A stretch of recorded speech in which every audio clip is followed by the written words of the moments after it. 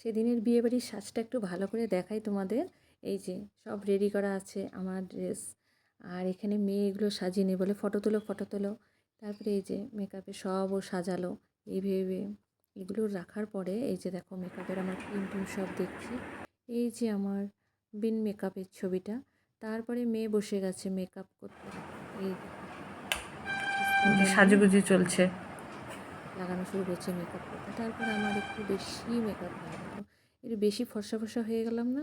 বিয়েবাড়ি তো চলে যাবে, ঠিক চলে যাবে। তারপরে চলে গেলাম বিয়েবাড়ি। এই দেখো আপন ঘরে ছিল বিয়েটা, না আপন ঘর আপন নিলয়। আপন ঘরটাকে দেখো কি সুন্দর, এই যে এই জায়গাটা কি সুন্দর এরকম ব্লক করে দিচ্ছে। আপন ঘরের ভিতরে ঢোকা যাবে না, মানে সামনের স্পেসটার মধ্যে সুন্দর করে একটা ফটো তোলার মতো জায়গা করে দিয়েছে। এখানে গণেশের মূর্তি ছিল, একটু ঘুরে ঘুরে দেখলাম। এই সিঁড়ি দিয়ে উপরে উঠে গেলেই তো এখানে একটু ভাবলাম একটু ঘুরে একটা ভিডিওর মতো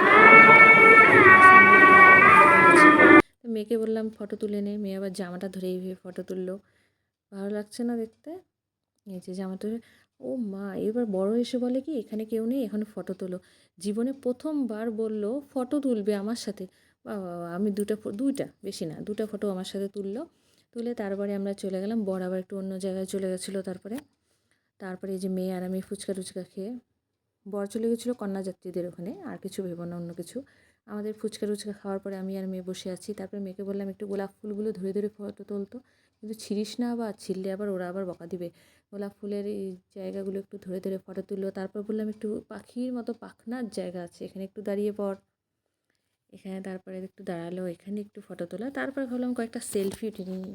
আমি উঠালাম 3-4টা সেলফি। আরে বউ বরকে দেখাবো লাস্টে, একদম লাস্টে দেখাচ্ছি বউ বরকে।